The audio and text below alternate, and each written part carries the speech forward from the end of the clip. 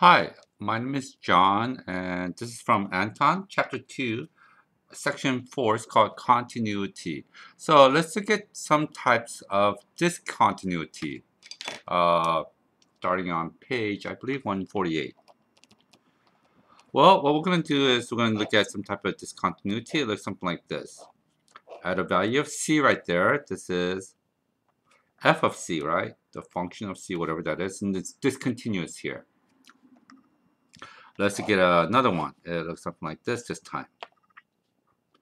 And there's an open circle here, it's a closed circle here, and then here's your function, okay? And at C right there, this is f1 of f of C1, and this is f of C2, okay? There's a different constant, different y values when you plug in the x value. Well, let's look at some other type of discontinuity. This is called the limit discontinuity. It looks something like this at C. And there's a circle right there that's solid, okay? And this is f of c. And then we have this type of discontinuity. Kind of like this one, except it's got a point right here. And right here. And c. And here's f of c1, and here's f of c2.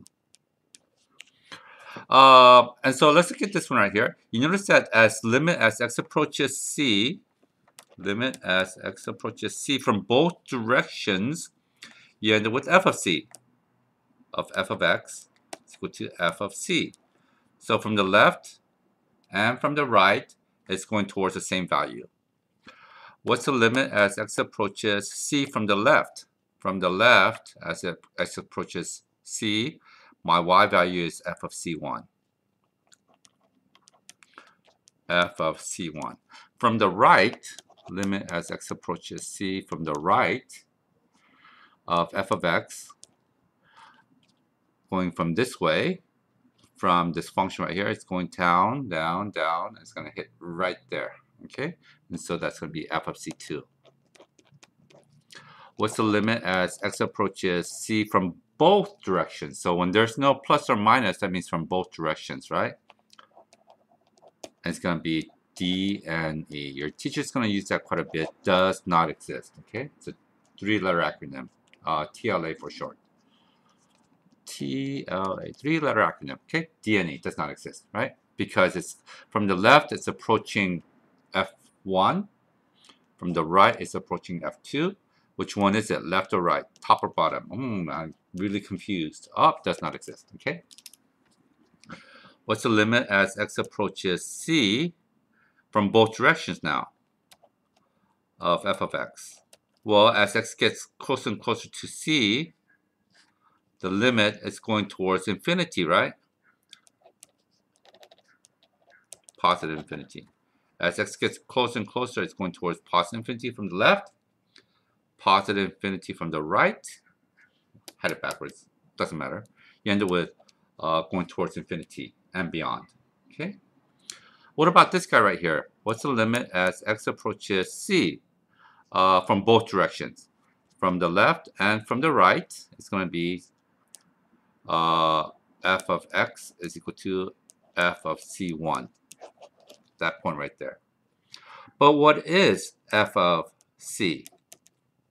You end up with this point right, as you plug in point here, it actually turns to that point, which is f of c2. So you have two different answers here because as you take the limit approach, you're going to go with this value right here. When you plug in c, you're going to get that value because it tells you what it is. If you plug this back into here, then it becomes a continuous function. So what is the definition of continuity? A lot of teachers say if you have to lift your pen from here, I have to lift my pen to get to here, right? So if I have to lift my pen to get to here and get to here, then that means it's discontinuous. Notice that same thing. If I go from here, I have to lift my pen to get to here, it's discontinuous. From here as well, Oh, I have to get to here. I have to lift my pen. Same as this one. That's not actually true because if I do something like this, I never lifted my pen. Notice that it is discontinuous though. So I kind of tricked some students on this and go, hey, wait a second, this is discontinuous. Well, it depends on how you look at it, right? I never lifted my pen. Anyway, so what is the definition of continuity?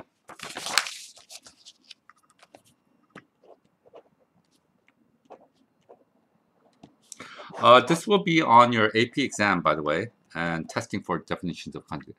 First of all, it has to have three conditions. F of C must exist.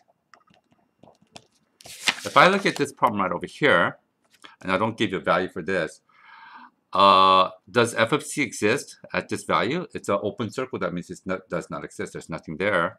So therefore, this is a violates condition number one. Okay, so there it is right there. F of c must exist. Number two, the limit as x approaches c of the function from both directions, from the left and from the right, must exist as well. So for instance, the limit in both directions, it goes towards infinity. It can't go towards infinity. It must exist. Let's try this one right here. From both directions, does it have the same limit? It does not. So in this situation, when you bring this part down and then hits it, yes, then it will be continuous. But at this state, it's not continuous. And condition number three. Limit as x approaches c of f of x must equal f of c.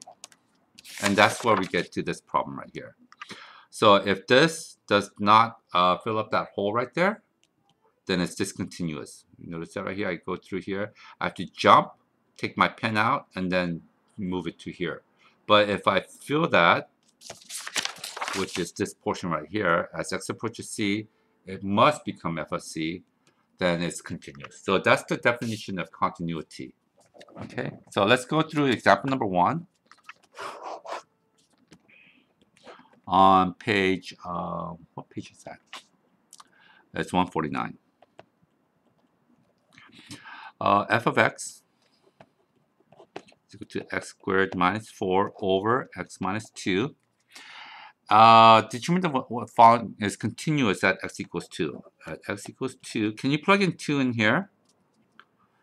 You get 2 squared minus 4 is 4 minus 4. And 2 minus 2 is 0 over 0. Oh, it's a sad face. You don't like 0 over 0. So therefore, it's discontinuous. It's not continuous. Okay. Let's try second equation. I'm going to do it on the next page. Okay. Let's get this function g of x is equal to, oh, it's a piecewise, x squared minus 4 over x minus 2. When, of course, x cannot equal 2. It equals 3 when x does equal 2. So this piecewise function says piecewise, P-I-E-C-E, wise. Why is it called piecewise? Well, when x does not equal 2, you use the top piece. Otherwise, when x does equal 2, you use the bottom piece. Okay? So let's actually plug it in, see what happens here. Well, we can't because 0 over 0. So what we do is we factor it. X plus 2 times x minus 2. Oh, difference of squares. Here it is. Factors to its conjugate divided by x minus 2. These cancel. Now you can plug in 2. So what's f of 2? It's going to be 4. Notice that it's not 3. In fact, this piecewise function looks something like this. It looks like f of x is equal to x plus 2. You notice that if there is a cancellation with the factors, we say there's a hole at x equals 2.